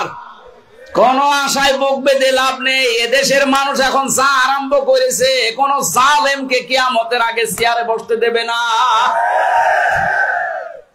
কেন বসতে দেবে না? আমি ওই কথা তোলার জন্য কিন্তু লূত নবীর কাহিনী বলেছিলাম। আল্লাহ যেন হাত দিয়ে দেখিয়েছেন, এই সেই ঘরগুলো, এই সেই বলেন, শুধু ঘর না, বয়ুত, বহু বছর। এই সেই ঘরগুলো খাবিয়াতান, জনশূন্য হয়ে গেছে, পরিত্যক্ত হয়ে গেছে। বিমা যালামু, এদের জুলুমের কারণে। কারণ যেখানে বসে জুলুম করা হয়, জুলুমের ষড়যন্ত্র করা হয়, দুর্বিসন্ধি করা হয়, ওই জায়গাটা আল্লাহ অভিশপ্ত করে দেয়। আপনি তাকান, আগস্টের 5 তারিখের বিকাল 5টা বাজতে বাজতে বাংলাদেশের 630টা থানায় যত জালেমের বাড়ি আর ঘর ছিল, সব আল্লাহ পরিত্যক্ত করে দিয়েছে। আমার কুষ্টিয়ার হানিফের বাড়ির দিকে তাকান, ওটা এখন জাতীয় টয়লেট। কথা বলছেন না কেন? ওইটা তো 4-5 দিন আগে পেপার দেখলাম, যেটাতে এত আবেগ নিয়ে মানুষ যেত, ওখানে সোমা দিত ওই ঘরে, অথচ ঘরটা এখন টয়লেট হয়ে গেছে।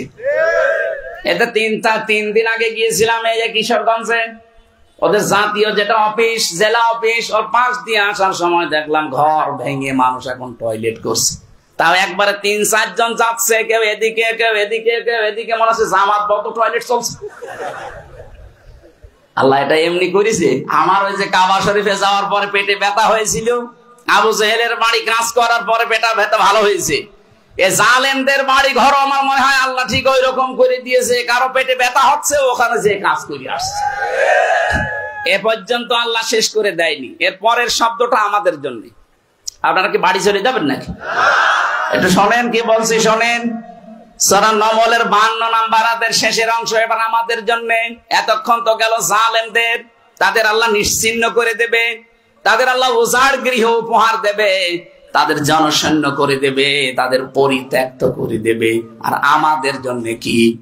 ইন্না ফি যালিকা লায়াতাল লিকাউমিন ইয়ালামুন। এখানে যারা আলেম আছে, লামে তাকিদ আল্লাহ দিয়েছেন। অবশ্যই এর ভেতরে শিক্ষা আছে। আল্লাহ খেলা করার জন্য শোনাচ্ছেন না, অবশ্যই এর ভেতরে শিক্ষা আছে। লিকাউমিন ইয়ালামুন, যাদের জ্ঞান আছে ওই সম্প্রদায়ের জন্য। তাহলে আমাদের যদি জ্ঞান থাকে, আমাদের শিক্ষা কি? এত বড় শিকড় আল্লাহ যদি কেটে দিতে পারে, 15.5 বছর ওদের শিকড় ছিল কি আপনি জানেন? আমি তো নিজে টের পেয়েছি। আমি 10 দিন রিমান্ডে টের পেয়েছি ওদের শিকড় কত নিচে। দারোয়ান থেকে শুরু করে সংসদ পর্যন্ত সব জায়গায় সেট করা ছিল। এই কথা বলছেন না কেন? জেলখানা পর্যন্ত আমি দেখেছি। এই 3টা বছর ফাঁসির কন্ডেম সেলের ভেতরে কি শাস্তি ওরা দিয়েছে। ওদের একেবারে শিকড় সেই মাটির তলা থেকে আরশ পর্যন্ত মনে আছে সব সেট করা। আল্লাহ বলেন ফাকুতিয়া দাবিরুল কওমিল্লাযিনা যালামু, জালেমদের শিকড় কেটে দেওয়া হয়ে গেছে। এখানে ফাকুতিয়া এ কিন্তু মজহুল, ফাইল জানা নেই।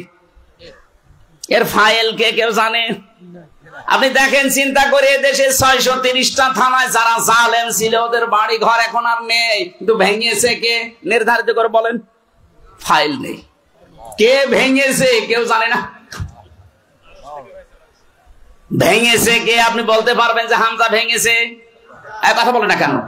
কে ভেঙেছে এখন আর কেউ বলতে পারে না, অথচ বাড়ি ঘর আর নেই। তাহলে আমাদের এখান থেকে নেওয়ার বিষয় কি? এদের এত বড় শিকড় যদি আল্লাহ কেটে দিতে পারে, অনেকে এখন আশায় বুক বেঁধে আছে, দাঁড়ান চেয়ার পায়, দেখেন কি করি। কি করবেন? আপনিও যদি জুলুম করেন, যদি জালেম হয়ে যান, আপনার বাড়ি ঘর আল্লাহ কিন্তু পরিত্যক্ত করে দেবে। কথা আমি মনে হয় বোঝাতে পেরেছি।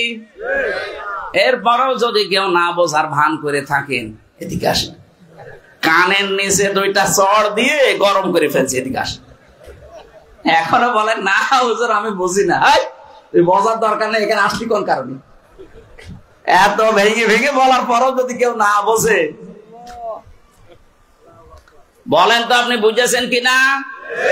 আগামীতে যারা আসবে তারা যেন জালেম না হয়, তার বাড়িও কিন্তু পরিত্যক্ত হবে, জনশূন্য করে দেবে, কেউ থাকার সাহস পাবে না। এখন শয়তান পর্যন্ত সাহস পায় না, না ওখানে থাকলে মানুষ পোশাক করবে। সবচাইতে বড় বিষয় কি করলেন আপনি? এত কিছু করে কি করলেন? এই যে দরবেশ, এখন তো মাটিতে শোয়া লাগে, অথচ বাংলাদেশের শ্রেষ্ঠ ধনী ছিল। কি কথা বলেন? কার জন্য কি করে যাচ্ছেন? এ দুনিয়ার জীবনটা ধোঁকা। ও নারী পুরুষ গাজীপুরের, ভালো করে কোরআনের আয়াত বোঝেন, আমাল হায়াতুদ দুনিয়া ইল্লা মাতাউল গুরুর। পৃথিবীর এই জমিনটা আসলে ধোঁকা। আপনার সন্তানাদি ধোঁকা, আপনার স্বামী আপনার জন্য ধোঁকা, স্ত্রী আপনার জন্য ধোঁকা, আপনার মা বাবাও ধোঁকা। প্রশ্ন আসতে পারে, মা বাবার কথাও বললেন, হ্যাঁ মা বাবাও ধোঁকা। আপনার মা বাবা যতই ভালোবাসুক আপনাকে, এখন যদি এই লোকটা মারা যায়, ওনার বাবাকে যদি বলা হয়, বাবা আপনি যে খাটে থাকেন, খাটের নিচে এই ছেলেটাকে মাটি দেওয়া হবে, ও বাবা যত ভালোবাসুক জীবনও রাজি হবে না। কথা বলছেন না কেন? এখানে আমরা যারা আছি 100 বছর পর, কত বলেন বলেন, 100 বছর পরে যদি কেউ আমরা এই গাজীপুরের কাপাসিয়ায় টুকে ফিরে আসেন, এই বাজারে এসে যদি বলেন এই বাড়ি আমার, ওই সময় যারা এখানে বাস করবে ওদেরকে আপনি চেনেন না, ওরাও আপনাকে চেনে না। কি এই যে ভাই আমি নিজে বলছি, আমার যে বাবা রিয়াজউদ্দিন, তার বাবা জাহান আলী, তার বাবা নমাজ আলী, এরপরে আমি আর চিনি না। এই 3 পুরুষের পরে আমার জানা নেই। সত্যি কথা বলছে, আমার জানা নেই। এখন যদি নমাজ আলীর বাবা এসে কুষ্টিয়ায় বলে এই 2 তলা বাড়ি আমার, এই ভিটা আমার, ওর দাঁত মুখ খুলে ফেলবো না? সিটারি করা জায়গা পাও না। কিসের নমাজ আলীর বাবা আপনি? আপনার যদি থাকার জায়গা না থাকে, মসজিদের বারান্দায় রাত থাকেন, সকালে কেটে পড়েন, এইটাই দুনিয়া। বলেন, আর এইটার জন্য আপনি ডান হাত বাম হাত নেই, বাবা শাহজালাল কুত্তা বিড়াল সব হালাল করে ফেলছে। আপনার এই অবৈধ ইনকাম দিয়ে হয়তো আপনার ছেলে মেয়ে বউ মা বাবা খেতে রাজি আছে, কিন্তু এর দ্বারা যে পাপ কামাই হবে, একটা পাপও আপনার বাবা নিতে রাজি না। কথা বলুন। এই জন্য আমরা যেন পাগলামি না করি। পাগলামি যেটার জন্য করা দরকার, ওই দিকে দৌড়ান।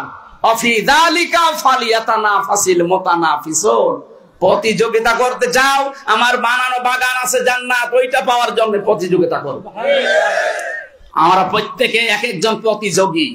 আমাদের এখন প্রতিযোগিতা করা লাগবে আল্লাহর ওই বানানো বাগান জান্নাতের জন্য, ওটা পাওয়ার জন্য। যে যেখানে আছে না জিনিস আমি তোদেরকে পান করাবো জান্নাতের ভেতরে। এই রাহিক শব্দের শাব্দিক অর্থ আলাদা পানি। আল্লাহ এমন ভাবে পানিটা বানিয়েছেন, এর মুখ সিল গালা দিয়ে, মেশক আম্বর দিয়ে লাগানো। রব্বুল আলামিন বলেন, ওয়া মিজাজুহু তাসনিম। এই যে তাসনিম শব্দের ব্যাখ্যায় পড়েছি, এত দামি পানি এটা। এই পৃথিবীতে এখন সবচাইতে দামি পানির নাম কি বলেন তো? না না, সবচাইতে দামি পানির নাম এখন অ্যাকোয়াড্রিক ক্রিস্টোলা। নিতা আম্বানি পান করে। 750 গ্রাম পানির দাম 51 লক্ষ টাকা। জমজমের পানির তো অত দাম না, মানে দামের দিক থেকে বলছি। মাত্র 750 গ্রাম একটা বোতলের দাম কত বললাম? বাংলাদেশের টাকা 51 লাখ টাকা। ওর ভেতরে 5 গ্রাম স্বর্ণের ছাই মিশানো আছে। ওটা খেলে চেহারার চামড়া জড়ো হয়ে যায় না। নীতা আম্বানিকে আপনি দেখেন, ওর চেহারা এখনো পর্যন্ত জড়ো হয়নি, বয়স আমার মার চাইতে বড়। এখন নেতার নাম বললাম, আবার অনেকে দেখবেন কালকে দেবে হুজুর নেতার নাম বললো, একবার এমনি রসপিকার নাম বললে মুসিবতে আছে। বলেন তো, এই মহিলা যদি প্রতিদিন 24 ঘন্টায় অন্তত 5 বোতল পানি পান করে খায়, 3.5 কোটি টাকা প্রায় তার পানির পেছনে যাবে। রব্বুল আলামিন বলেন, এত তো সীমাবদ্ধ করা, আমি যে জান্নাতের তাসনিম দেব এর চাইতে কোটি গুণে দামি। তামাম দুনিয়ার সব অ্যাকোয়াড্রিক ক্রিস্টালা পানি এক জায়গায় করলে জান্নাতের 1 বোতল তাসনিমের দাম হবে না। ওটা আমি সীমাবদ্ধ করে দেব না, আনলিমিটেড। আইনাই আশরাবু বিহাল মুকাররাবুন। আল্লাহ বলেন, আমার নিকটবর্তী যারা এই মানুষগুলো, এই নারী পুরুষকে আমি আল্লাহ এটা পান করাবো। এখন থেকে মনের ভেতরে একটু চাহিদা আসা দরকার। লিমিসলি হাযা ফালিয়ামালিল আমিলুন। সূরা সাফফাতের 61 নম্বর আয়াতে আছে, প্রত্যেকটি সাধকের সাধনা করা উচিত যে আমি এই পানি পর্যন্ত যাব। সারাটা জীবনই শেষ করে ফেলেছে, বিভিন্ন জিনিসের সাধনা করেছে, জীবন শেষ। আমরা যারা এখনো ওই বয়সে যাইনি, আমাদের সময় এখনো আছে। যে যেই বয়সে আছেন এখান থেকে সাধনা করেন, আল্লাহ আমি ওই পানির কাছে যাবই, বলেন আমিন। এটা পাওয়ার জন্য এবার আমরা যে রুকু থেকে আরম্ভ করেছিলাম, সূরা মুতাফফিফিনের 22, 23, 24 এই আয়াতগুলো থেকে আল্লাহ রাব্বুল আলামিন বলেন, ইন্নাল আবরারা লাফি নাঈমিন আলাল আরাইকি ইয়ানজুরুন।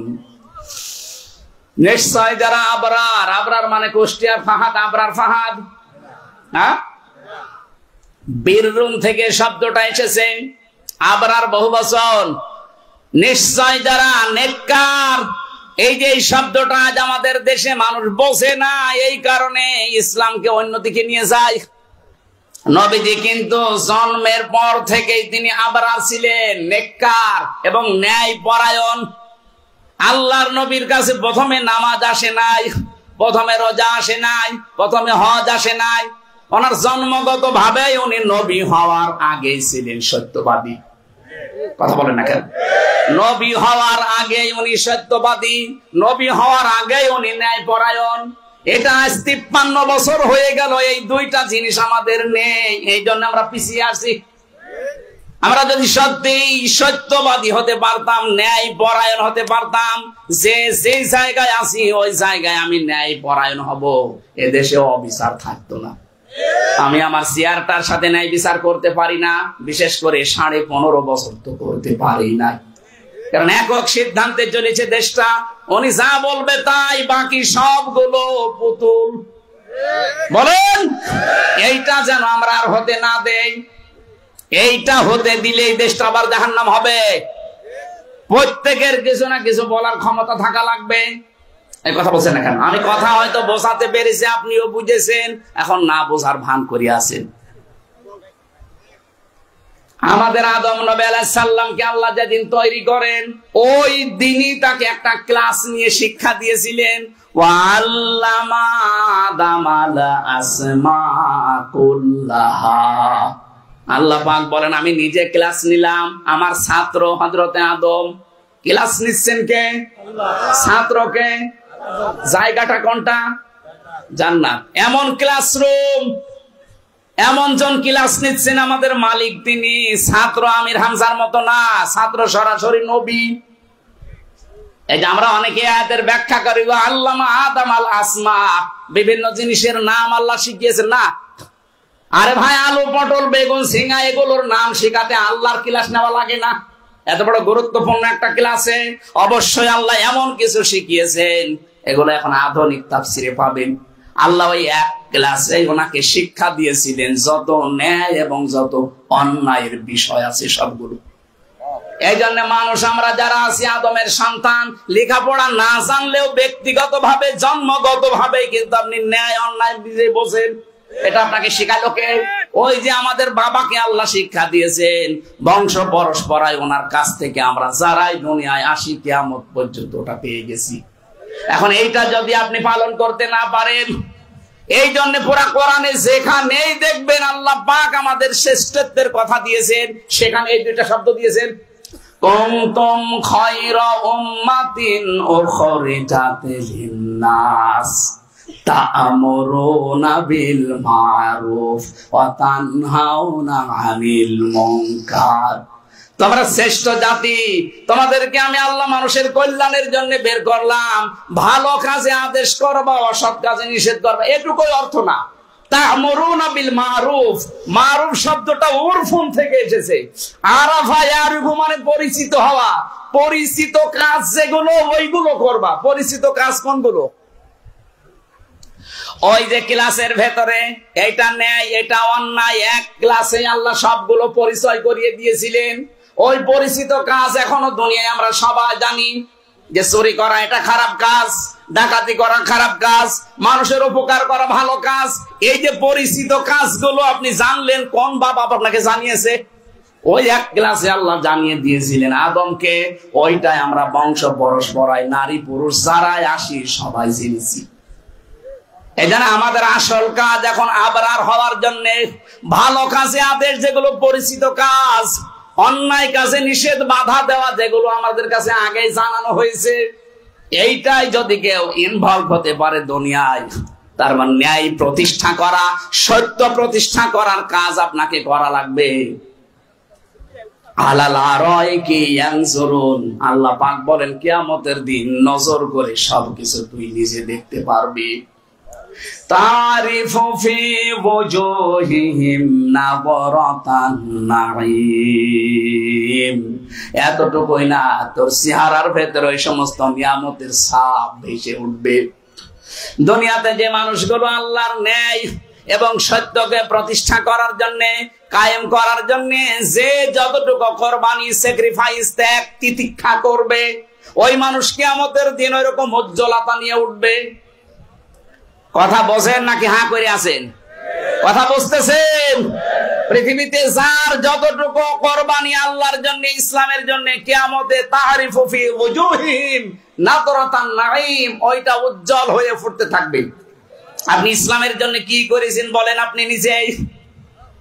যারা করে তাদের দিকে তাকান, তাদের স্যাক্রিফাইস। একটা মানুষ জীবন দিয়ে চলে যাচ্ছে, তারপরও বাতিলের সামনে মাথা নত করছে না, তার কাছে আপনি কি বলেন? আল্লাহ তাকে ওই পরিমাণ ধৈর্য এমনি দেয়নি, তাকে শাহাদাতের মরণ আল্লাহ এমনি দেয়নি। জেলখানায় থাকাকালীন আমি একজনের নাম শুনেছিলাম, শহীদ মীর কাশেম আলী। এই লোকটা পাহারা দিচ্ছিল যে কারারক্ষী, উনি আমারও পাহারায় পড়েছিলেন। এসে বলছে, হামজা ভাই, ওনার যেই দিন ফাঁসি হবে মাত্র 3 ঘন্টা আগে এসে বললাম, স্যার আপনি প্রস্তুতি নেন, আজকে আপনার 10টায় একে ফাঁসি। তখন বাজে 7টা। উনি আমার ডাক দিয়ে বলছে, কুতুব ভাই, সময় যেহেতু 3 ঘন্টা আছে, আমি ঘুমিয়ে গেলাম 2 ঘন্টা, তুমি আমাকে 1 ঘন্টা আগে ডাক দিও। কুতুব আমারে বলছিল, হামজা ভাই, দেখলাম লোকটা ঠিক 2 ঘন্টা ঘুমিয়ে নিয়েছে, অথচ তার মাত্র আর 1 ঘন্টা পরে ফাঁসি। উনি বলছে, আমি এখনো পর্যন্ত কোল কিনারা করতে পারি না, যার 3 ঘন্টা পরে ফাঁসি তার 2 ঘন্টা ঘুম আসে কি করে? ওনাকে আমি সূরা হামিম সেজদার 30 নাম্বার আয়াত ওই দিন শুনিয়েছিলাম যে আপনি বোঝেননি, কিন্তু আমি বুঝেছি। ইন্নাল্লাযীনা ক্বালু রাব্বুনাল্লাহ, যে মানুষগুলো দুনিয়ায় বলতে পারে আমার রব আল্লাহ, সুম্মাস্তাকামু, এর উপরে টিকে থাকতে পারে, তাতানাজ্জালু আলাইহিমুল মালাইকা, তার বিপদে আপদে ফেরেশতা আল্লাহ নাযিল করে। 1 2 জন না, মালাইকা 1000 লক্ষ ফেরেশতা এসে আল্লাহ তাখাফু ওয়ালা তাহজানু বলতে থাকে, চিন্তা নেই, ভয় নেই। কিসের চিন্তা, কিসের ভয়? হয়তো মীর কাশেম আলীর মনের ভেতরে ভয় আসতে পারে, চিন্তা আসতে পারে, আল্লাহ আমি এখনই মরে যাব, আমার ছেলে ব্যারিস্টার গুম হয়ে আছে আরমান, আমার স্ত্রী অসুস্থ, আমার দলের লোক সব পালিয়ে বেড়াচ্ছে, কেউ জেলখানায় ভর্তি, আমি যদি এই অবস্থায় মারা যাই, লক্ষ লক্ষ মানুষের কর্মসংস্থান আমি বানিয়ে দিয়েছি, কি হবে তাদের? আল্লাহ বলেন এই সময় ফেরেশতা এসে বলে কোনো ভয় নেই, চিন্তা নেই, ওয়াবশিরু বিল জান্নাহ, ওই জান্নাতের সুসংবাদ গ্রহণ করো, আর বাকি যে চিন্তা আর ভয় করো ওগুলোর সব দায়িত্ব আল্লাহ নিজে নিয়ে নিয়েছে। আমার মনে হয় ফেরেশতারা ওনার কানের কাছে এমন কিছু শুনিয়েছিলেন যে মীর কাশেম আলী ভয় পাবেন না, চিন্তা করবেন না, আপনার সব দায়িত্ব আল্লাহ নিয়েছে, আপনি ওই যে জান্নাত দেখা যাচ্ছে চলে যান। নাই তোর ঘুম আসলো কি করে আপনি পুষিয়ে দেন। আমি তো নিজেই ছিলাম জেলখানায় 3 বছর করে, আমি এখনো মিলাতে পারি না। জেলখানায় সবচেয়ে বেশি চলে ঘুমের বড়ি, ঘুম আসতে চায় না, অথচ তার মাত্র 3 ঘন্টা বাকি আছে জীবনের, 2 ঘন্টা ঘুম আসে এমনি না, এই কারণে। এই কথা বলছে না কেন? ফেরেশতা এসে অবশ্যই বলেছিল কোনো ভয় নেই, কোনো চিন্তা নেই, যার জন্য চিন্তা করেন ভয় করেন আপনার ছেলে ব্যারিস্টার গুম হয়ে আছে, তাতে কি ওর দায়িত্ব আল্লাহ নিয়েছে? আপনার স্ত্রী অসুস্থ হয়ে আছে, কোনো চিন্তা নেই, ওর দায়িত্ব আল্লাহ নিয়েছে। আপনি যে লক্ষ লক্ষ মানুষের কর্মসংস্থান তৈরি করে দিয়েছেন, মনে করছেন মরে গেলে কি হবে তাদের, কোনো অসুবিধা নেই, ওদের পুরা দায়িত্ব আল্লাহ নিয়ে নিয়েছে। আমার মনে হয় এই তৃপ্তি পাওয়ার পরে লোকটা 2 ঘন্টা ঘুমিয়েছে। আপনার বলতে যত সহজ মনে হচ্ছে, ওই জায়গায় থাকলে টের পেতেন। আয়াতের পরের শব্দটা আল্লাতি কুনতুম তুআদুন, যার যার ওয়াদা আল্লাহ তোমার সাথে করেছে, ওই যে দেখা যাচ্ছে, যাও নাহানু আউলিয়াউকুম ফিল হায়াতিদ দুনিয়া ওয়া ফিল আখিরাহ, দুনিয়ায় তোমাদের বন্ধু ছিলাম আমরা, আখিরাতেও তোমাদের বন্ধু থাকবো। ওয়ালাকুম ফিহা মা তাশতাহি আনফুসুকুম ওয়ালাকুম ফিহা মা তাদউন, এমন জান্নাতে প্রবেশ করাবো যে জান্নাতে চাওয়ার আগে জিনিস পাওয়া যায়। এই যে চাওয়ার আগে যা যা বললাম কয়েকটা নিয়ামতের কথা, রাহিক, খিতামুহু মিসকন, এরপরে তাসনিম, এরপরে আইনুন, এই জিনিসগুলো আমার আল্লাহ একটা একটা করে সবাইকে দেবে, যে মানুষগুলো আসলে আল্লাহর ওই আবরারের পর্যায়ে পৌঁছাতে পারবে। নজুলাম মিন গফুরির রহিম, এটা গফুর আর রহিমের পক্ষ থেকে একটা মেহমানদারি। আল্লাহ যেন আমাদেরকে ওই প্রতিযোগিতায় নাম লেখিয়ে প্রতিযোগী হওয়ার তৌফিক দেন, বলেন আমিন। রহমানের আমরা মেহমান হতে চাই, কম বেশি যার যে যোগ্যতা আল্লাহ ওই জায়গায় তাকে পৌঁছিয়ে দেন, আল্লাহুম্মা আমিন। রব্বির হামহুমা কামা রব্বায়ানি সগীরা, আল্লাহুম্মা রব্বির হামহুমা কামা রব্বায়ানি সগীরা। আল্লাহ তাআলা দিনের বেলায় আসরের নামাজ এখন সমাগত, এই জন্য আমরা শেষ করে দিলাম। যতটুকুই বলেছি এই আয়াতটা আমাদের জীবনে তুমি সেট করে দাও, সওয়াবগুলো তুমি নবীজির রওজায় পৌঁছিয়ে দাও। আমরা এখানে মা বাপ হারা সন্তান যারা আছি, আল্লাহ তাআলা আমার বাম পাশে বীর মুক্তিযোদ্ধা তোমার বান্দা, আমাদেরকে দেশটা স্বাধীন করার ভূমিকায় যারা ছিল, তাদের ভেতরে একজন, তাকে তুমি মেহেরবানি করে মাফ করে দাও। আমার বাম পাশে বড় ভাই সালাউদ্দিন আইয়ুবী, এ জেলার সন্তান, এই থানার সন্তান, আল্লাহ তার মা বাবাকে মাফ করে দাও, তার জীবনটা তুমি ইসলামের জন্য কবুল করো। আমার ডান পাশে চেয়ারম্যান সাহেব সহ যত মুরব্বী আছে, এদেরকে আবু বকরের মতো বানিয়ে দাও, যার মাধ্যমে কোরআনের দাওয়াত নিয়ে এসেছি। মাওলানা আল্লাহ তাআলা তোমার এই আলেম বান নজরুল ইসলাম সহ যত আলেমরা এখানে এসেছে, প্রত্যেকটি আলেমকে নবীর ওয়ারিস বানিয়ে দাও। সম্মানিতা মা বোনেরা পর্দার আড়ালে দাঁড়িয়ে আছে, বসে আছে, আল্লাহ তাআলা এদেরকে খাদিজার মতো, আয়েশার মতো বানিয়ে দাও। স্বামী সংসারে অধিকাংশ পরিবারে আর শান্তি নেই, আল্লাহ তোমার সালাম নামের খাতিরে আমার পরিবারে শান্তি দাও। রব্বানা হাব লানা মিন আজওয়াজিনা ওয়া যুররিয়াতিনা কুররাতা আ'য়ুনি ওয়াজআলনা লিল মুত্তাকিনা ইমামা।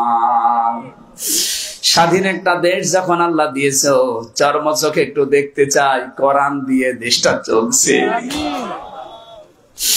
জীবনে কিছু যদি তোমার ভালো না লাগে, এই মোনাজাতটা অন্তত একটু কবুল করো। ৫৬,০০০ বর্গ মাইল তোমার কালাম দিয়ে চলছে, এটা যেন দেখে মরতে পারি। আল্লাহ তৌফিক দাও। আল্লাহ, অনেক মহিলা অসুস্থ, দোয়া চাই, মেহেরবানি করে মেয়েদেরকে শেফায়ে কামেলা আজেলা নসিব করো। যাদের স্বামী অবাধ্য আছে, কোরআনের ইজ্জতে বাধ্য করে দাও। ছেলে মেয়ে যাদের লেখাপড়া করছে, আল্লাহ তুমি বরকত দাও।